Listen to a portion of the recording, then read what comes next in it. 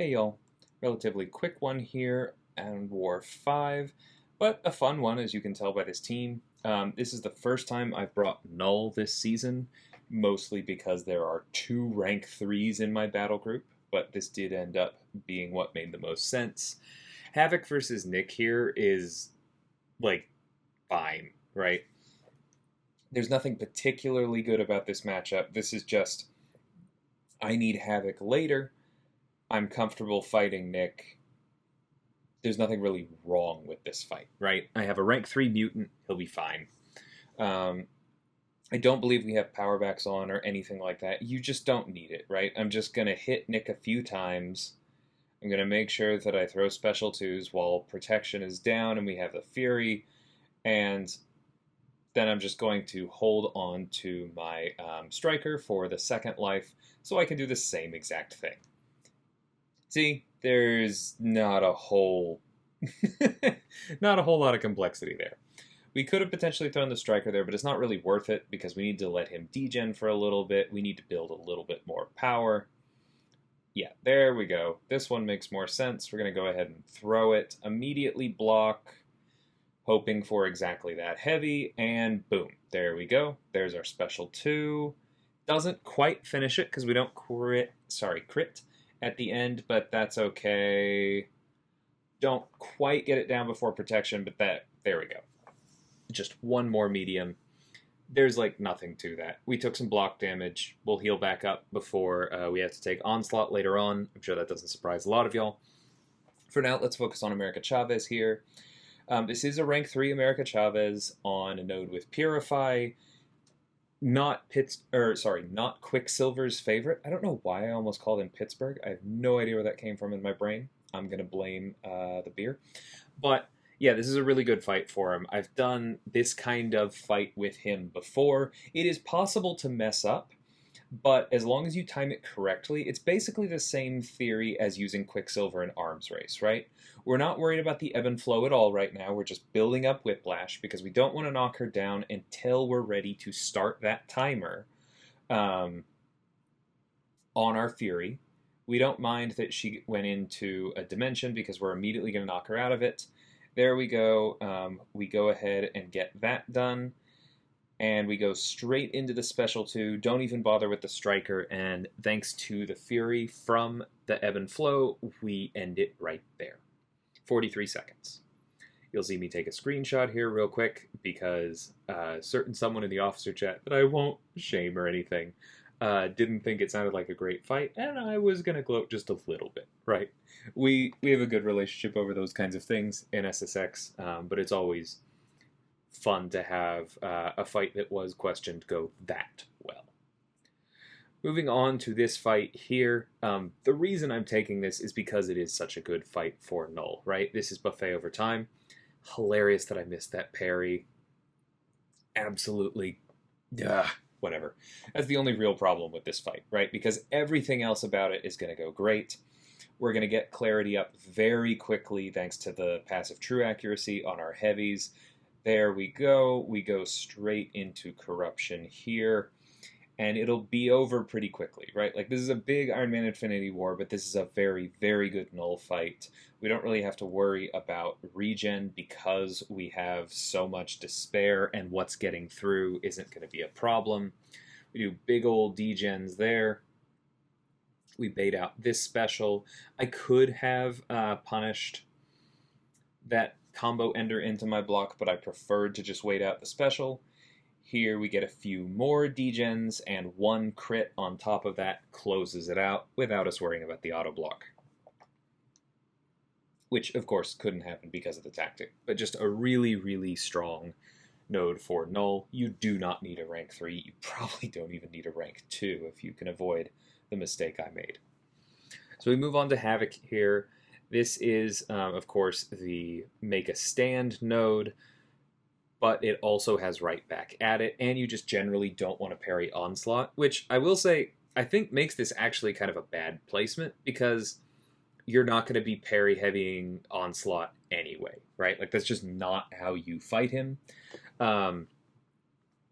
So this is a little bit of a waste, But you practice this heavy counter. It was called out recently on one of my videos that I was not doing that for my Onslaught boss fight, despite it being a fairly easy heavy counter. And I appreciate the shout because, yep, it's not that hard. I practiced it. It works here. So thanks for that. And you can see it making this fight significantly faster. We do have to watch for the crush there because remember it's not removed on knockdown, just by specials.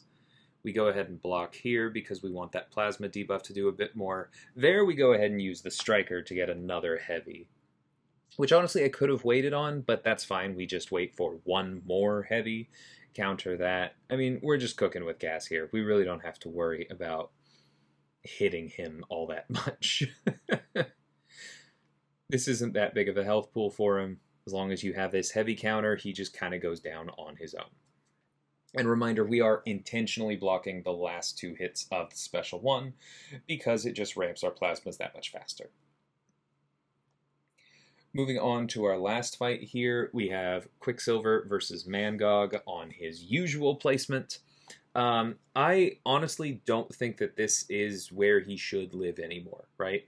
Like, it's a very common placement, but if I may talk about defense for a minute, because I normally don't, I think Mangog is better used elsewhere to try and force path splits because he's just too solved here. Like, you're going to see me do this with Quicksilver quite cleanly without ending up needing the invulnerability boost that I had.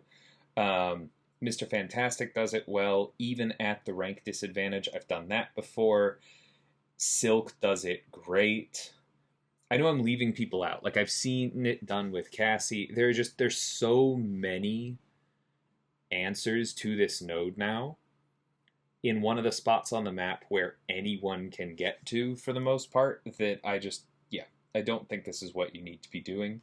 There are other more dangerous characters here. I did slow down my combo a little bit too much and get parried there, so that was not fun, but thankfully we had the evade on cooldown, helped us out. I'm going to go ahead, and I was hoping to bait out that special one before we gave him a little more power. Didn't work out perfectly, but that's okay. We throw the special 2 here. We still have a bunch of withers up. He throws that. We have the slow, so we can hit in.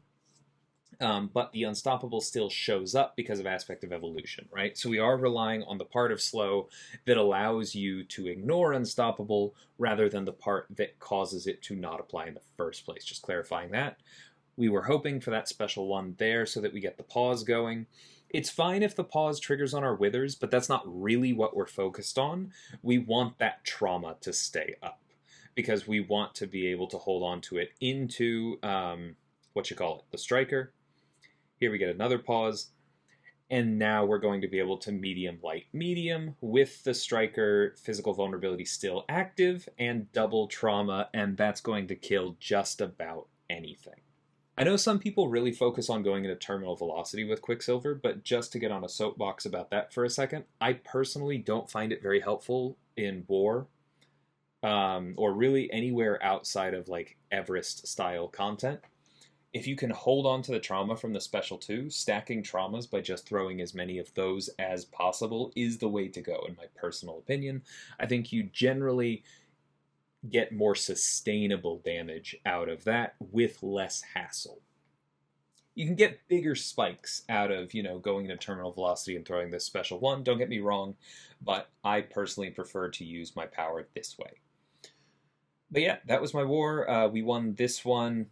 We did not get a repeat of the donut that I mentioned in the description for the last war, but that's okay. We still kept it relatively tight, only died 2 times as a battle group. Handily won, and we are heading into our 6th war, 5-0 thus far. So, going really well. We could play cleaner, like there have been matches where we've thought, well, that was dumb. But at the same time, we're keeping our attack bonus relatively high. I think as of the end of this war, we were ranked 2nd overalls. We're not going to agonize about holding that bluntly. We know that we can't face the absolute toughest alliances right now because we face them in off-season, and that's how the cooldown works. So we've got a hairy second half of the season in front of us. That's okay.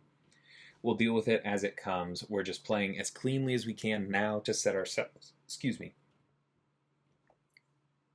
That's okay, we're just playing as cleanly as we can now to set ourselves up for success. So hope y'all are enjoying this season. I definitely am. And until next time, thank you so much for watching, and take care.